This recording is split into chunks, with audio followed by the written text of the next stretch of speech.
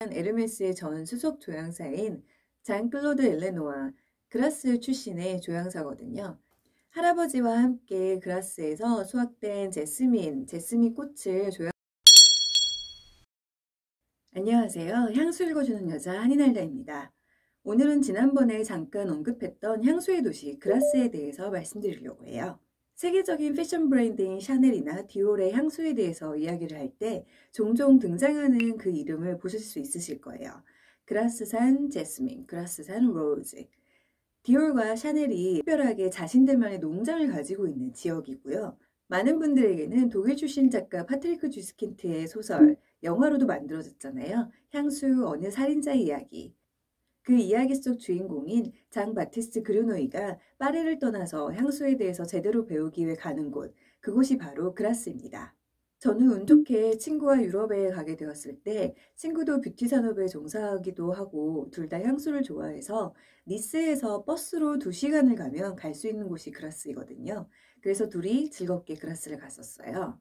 그리고 또 운 좋게 그 다음에 대한항공에서 게스트하우스 캠페인이 진행이 됐어요. 제가 밤에 유튜브를 보다가 그 광고를 보고서 지원을 하게 됐거든요. 프랑스 남쪽에 있는 무스테 생트마리, 인구 500명의 작은 도시를 방문하는 정말로 운 좋게 제가 선정이 되었어요. 그러면서 무스테 생트마리와 그라스까지 가게 되는 여정을 제가 갈 수 있게 되었어요. 그리고 더 웃긴 건 그때 또 운 좋게 MBC에서 특집 다큐멘터리가 촬영이 되었는데 거기에 또 함께 하게 되어서 다큐멘터리에 출연하게 되기도 했습니다. 그라스는 약 5만 명의 도시인데 10,000명 정도가 향료 관련 산업에 종사한다고 알려져 있어요. 12세기부터 그라스는 가죽을 취급하는 곳이었어요. 특히 가죽은 동물의 껍데기잖아요. 동물 껍데기에서 이제 묻어있는 지방이나 이런 걸 다 떼어내고 그리고 우리가 사용하기 좋게 부드럽게 그리고 부패 안 되게 만들어내는 과정. 그거를 이제 무드질이라고 하는데 그라스는 그 무드질이 발전된 곳이에요. 특히 르네상스 시대에는 프랑스 남쪽에 자리한 그라스는 이태리 북부 지역하고 굉장히 가깝거든요. 이태리의 도시들하고 협력을 가지면서 또 이태리 도시들에서 주문을 받아서 그때 가죽 장갑을 만들기 시작을 해요. 영화 어벤져스 보신 분들이라면 타노스의 장갑 이렇게 다들 아시겠는데 장갑이라는 것은 오랜 시간 동안 권력을 상징하거든요. 권력을 지닌 상위 계층들이 장갑을 가지고 다니는 거를 영화에서 쉽게 보실 수가 있으세요. 무드질이라는 게 생각을 해보시면 아시겠지만 냄새가 엄청나게 나잖아요. 그러다 보니 이제 그라스에서 그 냄새가 너무 심해서 악취가 너무 심하다 보니까 그라스에서 처음으로 그 냄새나는 가죽 장갑에 향을 입히기 시작했다는 이미 르네상스 시대 때부터 최고의 가죽으로 유명했는데 거기에 향까지 입혀주니까요. 16세기에요. 이태리의 까트리네 드 메디치 프랑스 앙리 2세에게 시집을 가거든요. 그때 그녀가 시집갈 때 가지고 간 것 중에 하나가 바로 그라스에서 만들어진 향이 나는 장갑, 가죽 장갑을 가져가요. 그러면서 프랑스 궁정에서 저거 가죽 장갑은 가죽 장갑인데 향이 나네? 대유행을 하게 돼요. 보다 많은 수요에 부응하기 위해서 그라스에서는 더 많은 꽃을 경작을 하고 수확을 하고 향을 만들게 됩니다. 1747년에 유럽에서는 세 번째로 가장 오래된 퍼퓸머리인 갈리마드가 설립이 돼요. 제스민, 라벤더, 로즈, 오렌지 블라썸, 미모사 이런 다양한 꽃들이 이제 재배가 되고요. 향이 만들어지고요. 이렇게 향기 나는 가죽 장갑으로 유명했던 그라스란 지역이 어떻게 향수 산업으로 본격적으로 뛰어들게 되냐면요. 바로 세금 때문이에요. 후에 프랑스 정부에서 가죽에 굉장히 높은 세금을 매기게 되거든요. 그래서 그라스 지역의 사람들이 모여가지고 회의를 해요. 우리가 가죽으로 살아남을 수 있는가. 주변의 다른 지역에서도 가죽을 만드는데 그들이 아무래도 교통이 더 좋고 하는데 우리가 살아남을 수 있을까. 그래서 그들은 아예 본격적으로 향에 뛰어들기 시작을 해요.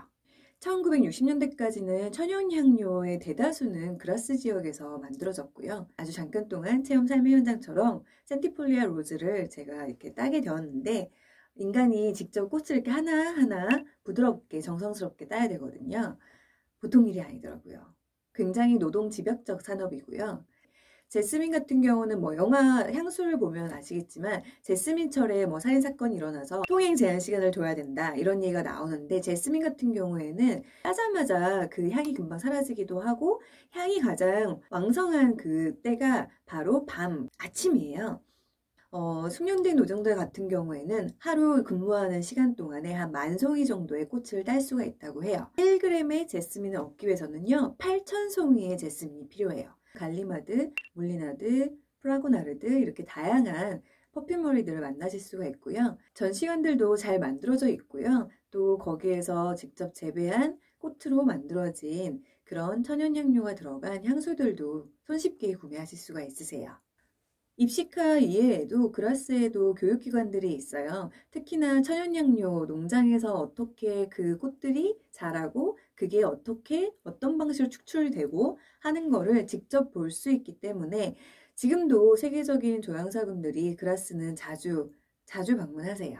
여러분에게도 익숙한 에르메스의 전 수석 조향사인 장클로드 엘레노아 그라스 출신의 조향사거든요. 할아버지와 함께 그라스에서 수확된 제스민 꽃을 조향사들한테 팔기 위해 어린 시절에 뭐 걸어갔던 거라든지 예전에 한번 읽었던 인터뷰인데요. 그것 때문에 사실 제가 그라스에 가보고 싶다 생각을 했었어요. 그라스에서 조향 공부를 하던 시절에 끝이 없이 펼쳐져 있는 그 라벤더 그 길을 걸을 때 바람에 날아오던 라벤더의 향이 너무나 좋았다. 이런 글을 제가 읽은 적이 있거든요. 언론인인 셀리아 리르턴이 쓴 지상의 향수 천상의 향기라는 책이 있어요. 그 책에 묘사된 그라스의 예전 모습, 옛날 모습은요. 주유소에서 주유를 하면 제스민 꽃잎을 또는 제스민 꽃 가지를 이렇게 주곤 했었대요. 그래서 제가 그 책을 읽으면서 와, 주유를 하고 나서 꽃잎을 받는 기분은 뭘까? 심지어 그 꽃이 꽃 중의 왕이라는 제스민이라는 건 도대체 뭐지? 굉장히 궁금했었어요. 실제로 그라스를 막상 가시면 첫인상은 많이 실망하세요. 구도심 안에 그런 유명한 퍼퓸머리들이 그리고 뭐 향수박물관 이런 관광객들을 위한 시설들이 자리를 하고 있고요.